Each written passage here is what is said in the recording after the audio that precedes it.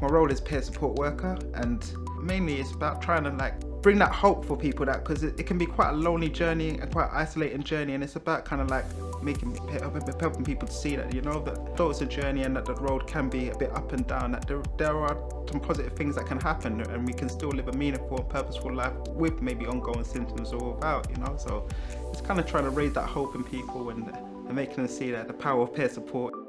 Could maybe see 3 or 4 people one day, or maybe I might see 1 or 2. Sometimes I could be at groups where you can see a whole load of people at once, so it can quite vary in how we see people. We do various different things, so some things might involve like a bit of fitness. We do fitness circuits as well for the team and for clients as well. We also go out and speak to people, but sometimes you might come to the group, and what I found when I went to other groups is just seeing other pairs, and sometimes it's not even what the pair's saying or doing, but you're just seeing that person there just living and still enjoying and having a meaningful life, and sometimes that itself can spark something in you.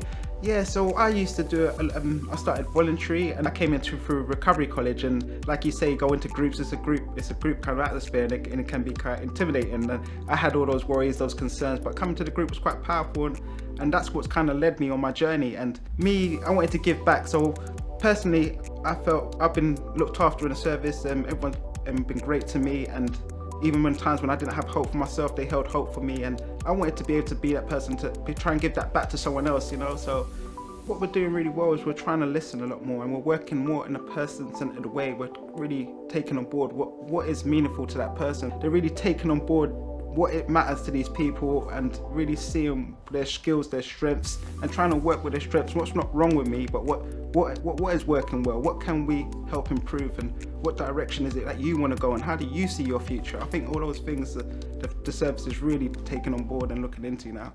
People that have been really, really stuck, and then you see them just like come back to life, that spark back in them, and you see them start getting involved in work, you see them start getting involved in group activities, or going back to uni or education, or whatever it is that was meaningful to them. You start maybe seeing them engage in those things a bit more, and the quality of life just picking up slowly. And it can be a journey, there might be ups and downs, but it's lovely to see people progressing and moving on. I wouldn't claim to say like we know everything, as you know, so, and our journeys can be very individual, but there may be some similarities that where we have conversations with one another, we may be able to talk about things that maybe some people not have experienced, and share some knowledge in that area. Maybe within that in itself, that could be kind of like an eye-opener for somebody. I found that certainly in my journey, coming into the services and stuff like that. So hopefully that's what's happening with a lot of other people, and that's what kind of led me on my journey. So I started through voluntary, and I met a few people along the way, and opportunities came along the way which I was grateful for. That's really had a positive impact on my life and changed it in so many ways.